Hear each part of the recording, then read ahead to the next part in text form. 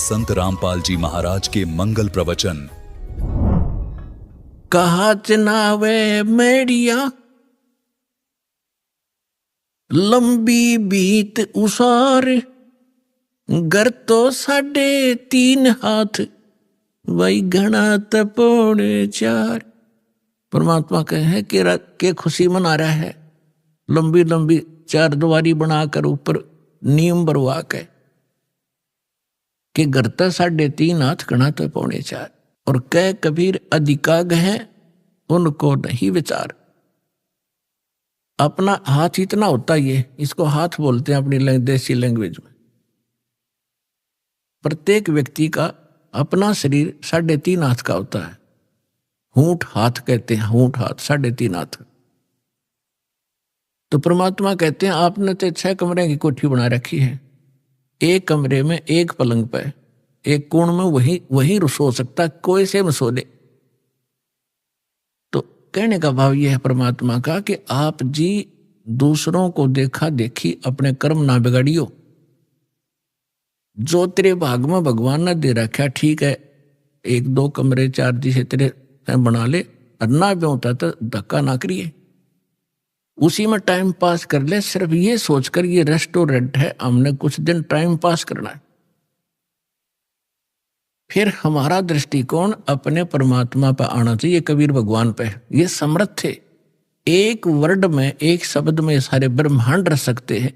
पृथ्वी उस पर सब घास फूस बना सकते हैं, फिर पेड़ पौधे पैदा कर सकते हैं एज इट इज, फलदार नो के नो, सूर्य चांद बना रखे। तो वो परमात्मा एक झोंपड़ी में रहा करता और एक क्रिया करके दिखा करता कि है अपना वर्क भी करो, काम भी करो, राम भी जपो। इतना सच घना जरूरत नहीं है बकवादों की।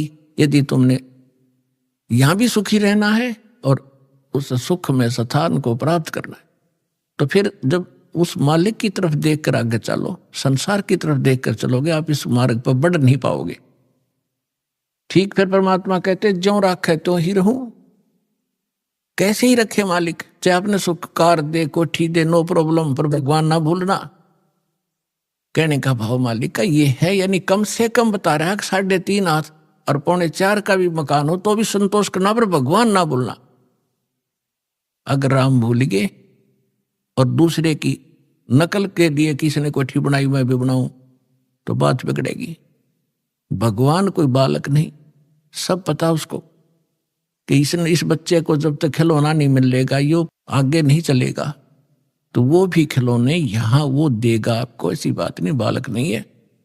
अपने बच्चे को कोई रोता नहीं देख सकता, और समर्थ धनी पिता तो कदे ना देखे, तो आप धनी पिता की संतान होगे हुई उस कबीर भगवान की। आपको किसी चीज का अभाव नहीं रहने देगा, लेकिन भक्ति करनी पड़ेगी। अब यहाँ की स्थिति बताते हैं परमात्मा कि आप किस स्थान पर रह रहे हो। साथी हमारे चले गए, हम भी चालन हारे, कोई कागज में बाकी रह रही, तात लगी है वारे। पतझड़ आवत देख कर बन रोवे मन माही, वो ऊंची टहनी पात थे आज पीले हो जाए। पात जड़नता यूं कहे सुन भई तरवर राय, अब के बिछुड़े नहीं मिले, न जाने कहाँ गिरेंगे जाए। तरवर कहता पात से सुनो पात एक बात, यहाँ की यह रीति है, एक आवत एक जात। परमात्मा एक उदाहरण दे रहे हमारे लिए। क्या बता रहे हैं कि जैसे संसार रूपी वन में और एक परिवार रूपी पेड़ लगा हुआ है, पतझड़ आती है जब उनका पत्ते झड़ने का समय आता है, उस समय परमात्मा कह रहे हैं कि पहले हरा भरा था वो वन, अब मन में रो रहा है कि कोई पत्ता नजर नहीं आ रहा, पीले होकर गिर रहे हैं। और फिर क्या बताते हैं, पतझड़ के अंदर पुराने पत्ते टूट टूट कर पीले होकर गिर जाते हैं। कोई गंदे नाले में गिरता है, कोई पशुओं के पैरों के नीचे काटा जाता है, या कोई इकट्ठा करके फूंक दिया जाता है। उसकी तुरंत बाद छोटी छोटी कोपर फूट आती है और फिर वो पत्ते बनकर फड़फड़ाने लग जाते हैं। 1 साल वो फड़फड़ा लेते हैं और फिर उनकी वही दशा होती है, फिर नई कोपल आ जाती है। तो परमात्मा समझाना चाहते हैं कि आज जो हमारे जैसे बुढ़े हो गए, ये पीले हो गया, हम सफेद बाल साफ दिखाई दे रहे हैं, ये जान का टाइम आ लिया, और अब भी बकवाद ना छुट्टा तो फिर वो मूर्ख आदमी है। और तुरंत ही दादा की मरण का टाइम हो गया, वह पोते तैयार हो लिए, 50-60 साल वो पोते नाच कूद लेंगे, फिर उनकी वह दशा होगी। तो परमात्मा कहते तुम रह कहाँ रहे हो, कदे बुद्धि से काम लिया, और लिया तो कोई विकल्प नहीं था। आज आपके सामने विकल्प है इसका कि ये काम करके आप इसको सदा के लिए समाप्त कर सकते हो। परमात्मा समझा रहे हैं कि पतझड़ आवत देखकर बन रोवे मन माही, ये ऊंची टहनी पात थे ये पीले हो जाए। पात जड़नता यूं कहे सुन भई तरवर राय, अब के बिछुड़े नहीं मिले ना जाने कहाँ गिरेंगे जाए। जैसे कोई व्यक्ति को पता लग जाता है कैंसर होगी, डॉक्टर ने बता दिया कि अब 10 दिन का मेहमान है, सभी रिश्तेदार इकट्ठे होने शुरू हो जाते हैं, कुल के लोग भी हाजिरी लगाना शुरू कर देते हैं, और वो कहता है उसको उस समय महसूस होता है कि जिस परिवार में मैं रह रहा था इसमें रह नहीं पाऊंगा, जाना पड़ेगा। तो वो अपने आप कहता है भगवान अब क्या होगा मेरा, ना जाने कहाँ जाऊंगा।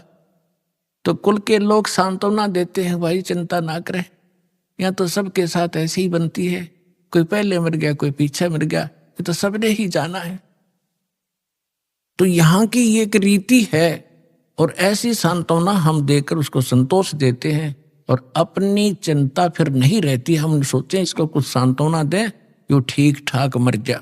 तो यही उदाहरण दे रहे हैं परमात्मा के पात जड़नता यूं कहे, एक परिवार से निकल कर जाने वाला जो व्यक्ति मरने वाला कह रहा हो सुन भई तरवर राय, अब के बिछुड़े नहीं मिलेंगे तेरे तय, ना जाने कहाँ गिरेंगे जाए, ना जाने कुत्ते बनेंगे गधे बनेंगे, पता नहीं कहाँ दुर्गति होगी। अब तरवर कहता पात से सुनो पात एक बात, यहाँ की यह एक रिवाज है, परंपरा है, रीति है।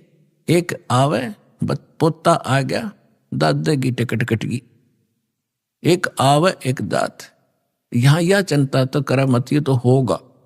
अब इसका विकल्प बताते हैं परमात्मा, अगम निगम को खोज ले बुद्धि विवेक विचार, उदय अस्त का राज मिले तो बिन नाम बेगार। पूरी पृथ्वी का राजा यदि ये सत साधना नहीं कर रहा तो बेगार कर रहा है, बेगार, वो डले ढो रहा है। जब राजा डले ढो रहा तो आप अपने हिसाब लगा लो, एक जनसाधारण नागरिक राजा को तो सक्षम मानता है, समर्थ मानता है, उसके आगे भीख मांगता फिरता है, और परमात्मा कहते हैं वो भी डले ढो रहा है जो सत भक्ति नहीं करता। अब बेगार की डेफिनेशन बताऊंगा आपने, क्योंकि आप तो नई दुनिया में जन्मे हो, हम उस पुरानी दुनिया में जन्म कर नई से भी संबंधित हैं, इसलिए हमने पिछले भी सारे फार्मूले याद हैं और वर्तमान के भी। इसलिए दास आपको परमात्मा ने जो वाणी बोली वो पहले बोली थी, उसमें हमारे पुराने शब्द घने हैं जो आज के बच्चे उनको समझ नहीं सकते बेगार के चीजों से। तो इसलिए परमात्मा ने दास को ऐसे समय में यहाँ पटका ताकि मैं परमात्मा की वाणी को दास ठीक से समझ के और उसके बच्चों को निर्णायक तरीके से समझा सकूं। बेगार हम छोटे छोटे थे जब हमारे गांव में रोड बना ही बना था, 3 व्हीलर चला करते, बड़े पेट्रोल से चलते थे, लंबे लंबे 3 पहिया वाले सवारी के। उनमें से एक दिन आया नहीं, दूसरे साथी पूछ रहे थे कल कहाँ गया था, आया क्यों नहीं, क्या हो गया, कुशल तो है। उसने बताया कल मैं बेगार में फंस गया। फिर वो बेगार बता रहा था कैसे कि रात के 12 बजे पुलिस वाले आ गए और मुझे उठा ले गए 2 बजे सी सुबह कल, और ले गए मुझे थाने में। पेट्रोल अपने पल्ले से डलवाया मैंने और वो बैठ के उस समय उन्होंने कई जगह रेड लगानी थी, पर इन थाने वालों के पास व्हीकल नहीं होते थे, वो यूं ही किसी को पकड़ ले जाते थे और सारा दिन उसकी रेल बनाए रहते। वो कह रहा था कि सारा दिन लगभग 200 किलोमीटर तो मैं वैसे मेरा यू 3 व्हीलर घूमया, 200 रुपये का पेट्रोल अपने घर से डाला, आप रोटी अपने पल्ले खाई उनको और खिलाई, जो पुलिस वाले साथ में थे चाय पानी पीवे थे कितने। और अब उसको और तो ये सोच रहे थे कि भाई गणिया कमाई कर रहा होगा, यो तो आज तक भाग्या फिर है, दौड़ा फिर है इसका 3 व्हीलर। और वो कर कहा था अपना घर तक खर्चा सारा, और दिखा था बड़ा जोर का पहिया चल रहा इसका। तो इसको बेगार कहते हैं कि आज मैं बेगार में फंस गया था। तो यहाँ जो भी राजा बना है, कोई डॉक्टर बना है, इंजीनियर बना है, कोई IAS IPS अधिकारी बने हैं, या कोई जज बने हैं, या कोई एडवोकेट बने हैं, या कोई सेठ बना है, या कोई मंत्री, मुख्यमंत्री, प्रधानमंत्री, राष्ट्रपति बने हैं, ये पिछले जन्म के पुण्यकर्मी प्राणी होते हैं। और इनकी पहले की बैटरी चार्ज होती है, पिछला पुण्य संग्रह धन इनके साथ होता है, वही लोग ऊपर को उभरते हैं। नहीं, एक परिवार में एक तो रिक्शा चला रहा है और एक व्यक्ति अच्छी दुकान कर रहा है, उसके रोज के 200-500 रुपये ग्रहण कर रहा है, 1000 रुपये। तो ये ऐसा डिफरेंस पिछले ही संस्कारों से होता है। आज कोई मुख्यमंत्री है, अब आम व्यक्ति ने तो ऐसा दिखा ही तो भाई खुदा बन गया, आगे पीछे लाल बत्ती चले हैं और सलूट मारे बड़े बड़े अधिकारी, और हमारे जैसे भिखारी उसका आगे हाथ जोड़े खड़े रहे। तो उसको भी परमात्मा ने कहा ये एक छोटे से टुकड़े का राजा यदि पूरी पृथ्वी का शासक हो और जिसके पास भक्ति नहीं है वो बेगार कर रहा है, वो डले ढो रहा है, वो अपने पिछले पुनों से उस 3 व्हीलर वाले की तरह घूमता तो घना स्पीड तो दिखे, ठाठ बाट दिखे, लेकिन वो अपने घर से पूंजी नष्ट कर रहा है, अपने पिछले पुनों को खोकर नाश करके अगले जन्म में कुत्ते की योनि में, गधे की योनि में जागा। इसलिए परमात्मा कहते हैं अगम निगम को खोज ले, बुद्धि विवेक विचार, उदय अस्त का राज मिले, तो बिन नाम बेगार। पृथ्वी पति चकवे गए, जिनके चक्र चलंत, रावण सरीखे कौन गिने, ऐसे गए अनंत। बिन उपदेश अचंभ है, ये क्यों जीवत हैं प्राण, भक्ति बिना कहाँ ठोर है, ये नर नाही पाषाण। हे भगवान, इस आत्मा के ऊपर कितना जामा बैठ गया, कैसा हमारे अंदर इतना कठोरपन आ गया, इतनी जबरदस्त चोट मारी दाता ने। इसको जगाने के लिए तू कहाँ बैठा है, तू कर क्या रहा, तेने करना क्या चाहिए था। और जिस सुख को तू यहाँ खोज रहा है वो भी ना मिलता तेरे को, क्योंकि वो आपको केवल संस्कार ही प्राप्त होगा। चाहे कितने कुबद कमा ले, कितनी चोरी कर ले, और कितना रिश्वत ले ले, कितनी मिलावट कर ले, कितने डाके मार ले, आपके भाग में उतना ही रहेगा, ज्यादा नहीं रह सकता। कल आपने चोरी करके 2 लाख कमा लिया, अगर कोई ऐसी समस्या पैदा हो जाएगी 4 लाख में पंडा छूटेगा, और पैसा रहा नहीं, वो कर्म बिगाड़े थे वो जो के तू 63 पर धरे रह जाएंगे, वो तेने भोगने पड़ेंगे। तो परमात्मा कहते हैं कि बिन उपदेश, देखो उपदेश माने गुरु के शिक्षा और दीक्षा, दोनों उपदेश में आ जाते हैं। जो बिन उपदेश आश्चर्य है, अचंभ है, ये क्यों जीवत है, जीव प्राण, और भक्ति बिना काठोर है, ये नर नहीं, मनुष्य नहीं है, ये तो पत्थर है। इतना विवेक नहीं रखते ये लोग। नर नाही ये पाषाण, जिनका इतना ज्ञान और ऐसी भगवान की वाणी का असर नहीं हो रहा, कहते मानुष नहीं है फिर ये तो पत्थर जैसे हृदय के इंसान हो गए। पाप कर्मों का ज्यादा प्रभाव है। और फिर जैसे आपको अभी आपने सुना कि मिलना भाग्य ही है, भाग से अधिक हो नहीं सकता। और जो आपने 2 नंबर के काम करे वो कर्म और बिगाड़ लिए, वो पाप पाप आपके साथ रहेंगे, धन नहीं रहेगा। फिर इसका विकल्प बताया परमात्मा ने, ठीक है अनजानपने में जो गलती होगी सो होगी, आगे से सतर्क हो जाओ, यहां से दीक्षा लो, आपके पिछले पाप भी नाश होंगे, आगे आपके भाग्य में ना होगा, ये समर्थ है, आपके नए लेख लिख देगा ये कबीर भगवान, वो समर्थ शक्ति है, समझ लेना इस बात को।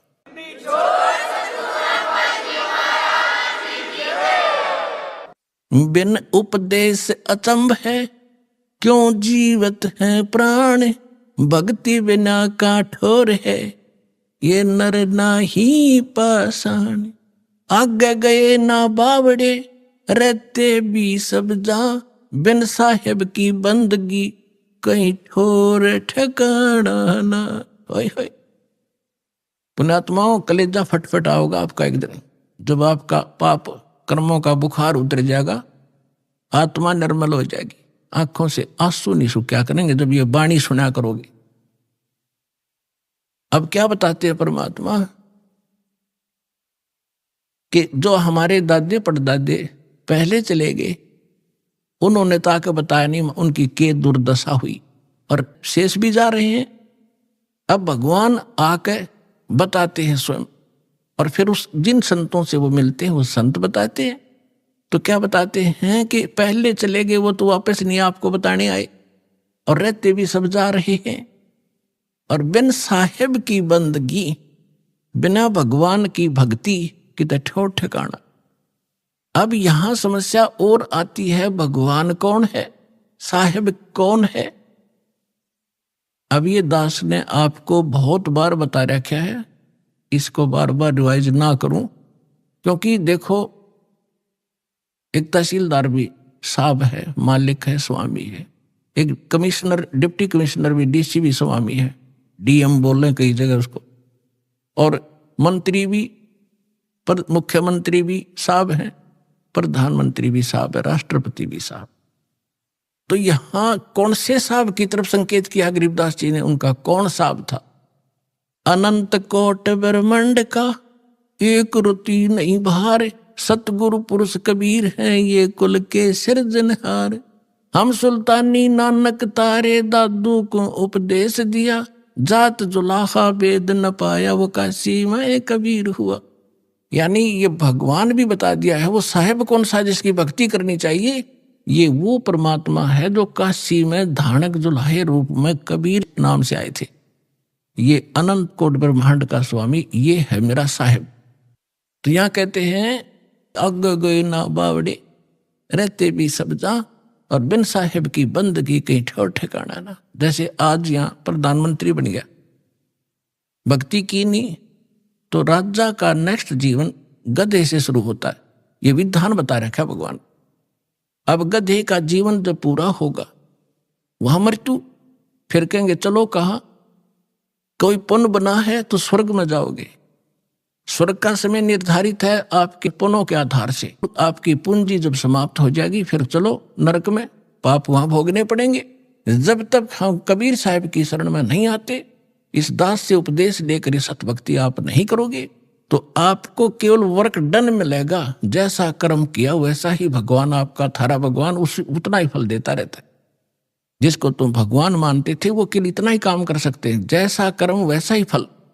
और ये परमात्मा आपके पाप नाश करेगा, ना भाग्य में होगा, और आपको आवश्यकता होगी नो नहीं बेमतलब डिमांड करोगे वो नहीं मिलेगा। एक विद्यार्थी जो आवश्यक वस्तु मांगता है पिता माता वही देते हैं, और वो मांगा मैंने बंदूक ला दे कि पागल है पिताजी, विद्यार्थी को गन ला के देगा तो ऐसी डिमांड करोगे फिर नहीं मिलेगी आपको। हाँ जो आवश्यक होगी, समर्थ पिता सब कुछ देगा अपने बच्चे को, हर पल पल पर सारी सुविधा देता है, तो आप समर्थ की शरण में आ गए हो। अब फिर उसके बाद जब आप नरक में जाओगे, फिर नरक से कहेंगे चलो समय पूरा होगा, कुत्ता बनो, कुत्ते का समय पूरा हुआ, चलो आगे नेक्स्ट जीवन। और फिर कभी मनुष्य बन गए भूल भटक कर, फिर यही क्रियाएं, फिर मृत्यु, फिर चलो। तो कहते हैं आगे गए ना बावड़े, ये रहते भी सब जा, और बिन साहेब की बंदगी कहीं ठोर ठिकाना ना। और इस परमात्मा की भक्ति ना करने से क्या कहते हैं, संसा शोक सराय में सूतक दिन राती, जीवत जग में जूते पड़े फिर जम तोड़े छाती। ओए होए। कि सब किसी ने देख ले, किसी का ज्ञान कंप्लीट नहीं, सब शंका के अंदर है, सबको संशय बना हुआ है, सबको ये चिंताएं सता रही है। कहते संसा शोक सराय में, इस मनुष्य रूपी सरा में ये तुम्हारे अंदर भर रखी काल ने।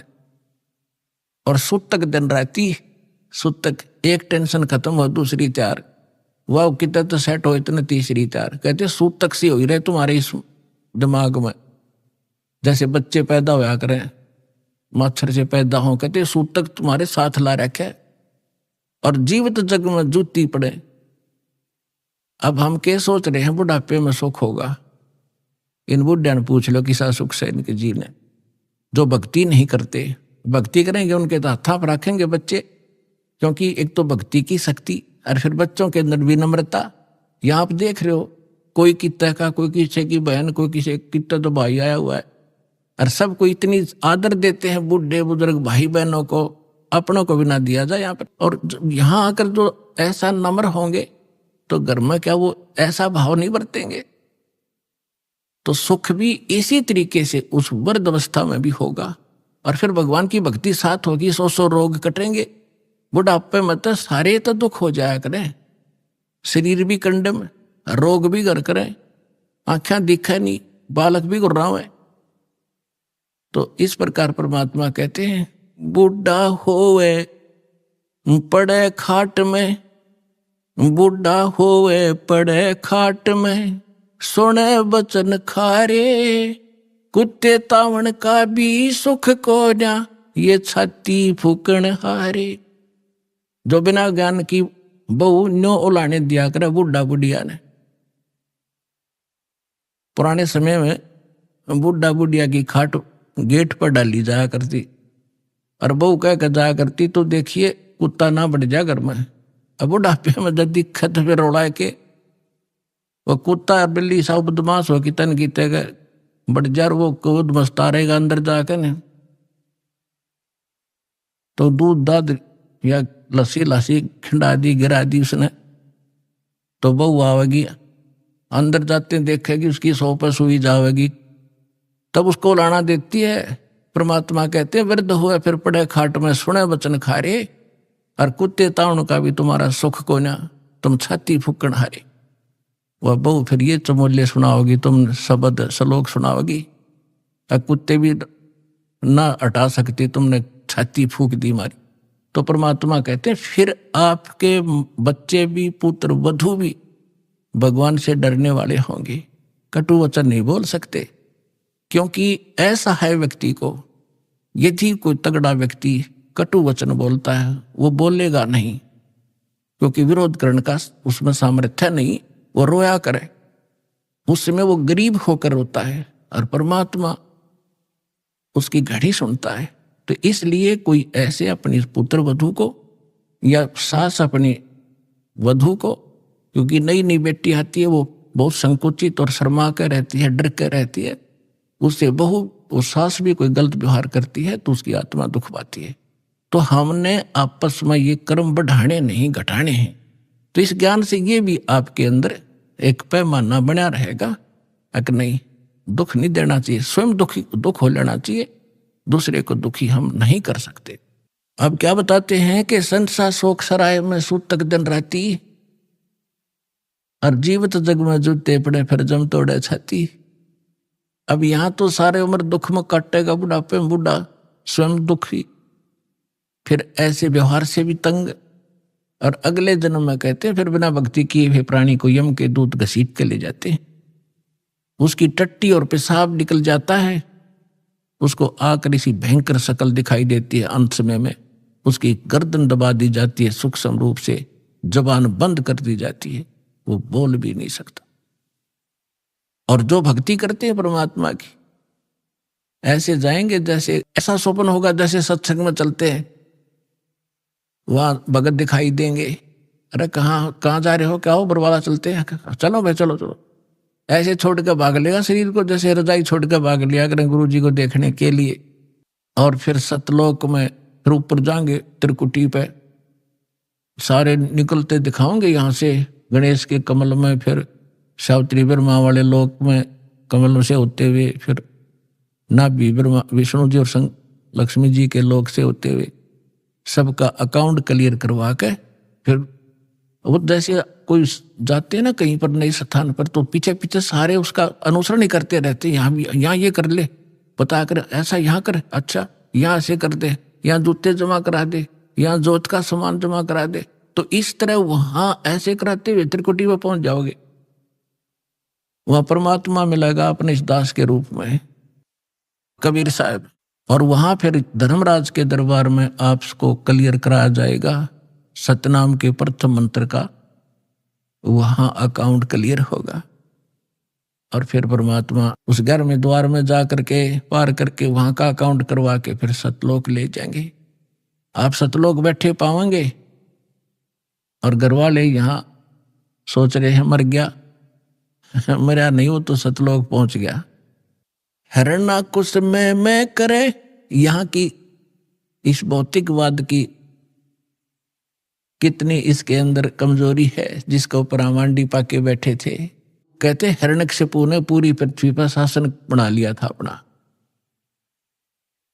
और न्यू कहता मैं ही हूं, मैं भगवान हूं। हल्दी की गांठ प्राप्त करके 5-4 वर ले लिए ब्रह्मा जी से, सुबह मरूं ना शाम मरूं, दिन में मरूं ना रात मरूं, पशु से मरूं ना पक्षी से मरूं, मनुष्य से मरूं ना फलाने से मरूं। और फिर बस इससे अपने आप को मान बैठा, आई एम गॉड, मैं हूं सब कुछ। तो परमात्मा कहते हैं सूक्ष्म ज्ञान में, हिरण्यकशिपु में मैं करे पूरी पृथ्वी का राज, ऐसे नरसिंह ले गया जो तीतर को बाज। कहते यह ब्रह्मटी होगी इन लोगों की। हिरण्यकशिपु छाती तड़वाई, ब्राह्मण बाणा और कर्म कसाई, बगैर ज्ञान के भक्ति भी करता था, ऐसी सिद्धियां भी प्राप्त कर दी थी जिसको उससे भ्रम हो गया कि मैं सब कुछ बन गया। तो परमात्मा कहते बिना ज्ञान के हिरणा कुछ छाती तोड़वाई और ब्राह्मण बाणा और कर्म कसाई। ऊं तो भगत दिखाई दे, ब्राह्मण माने भगत भी होता है, ऊं तो भगत और भक्ति करे, और कर्म कसाई वाले तो कहते ऐसे लोगों की छाती टूटिया करती है, भगवान ने उसका पेट पाड़ के गिर दिया। हरना कुछ छाती तोड़वाई और ब्राह्मण बाणा और काम कसाई। कबीर लूट सको तो लूटियो, राम नाम की लूट, पीछे फिर पछताओगे, प्राण जहांगे छूट। अब ये बात आप पहले भी पढ़े पढ़ाया सुना भी करते, लेकिन आज सुनोगे ना आपकी छाती में लगेंगी सारी,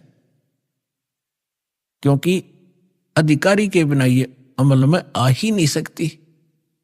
और परमात्मा की दया इस दास पर है।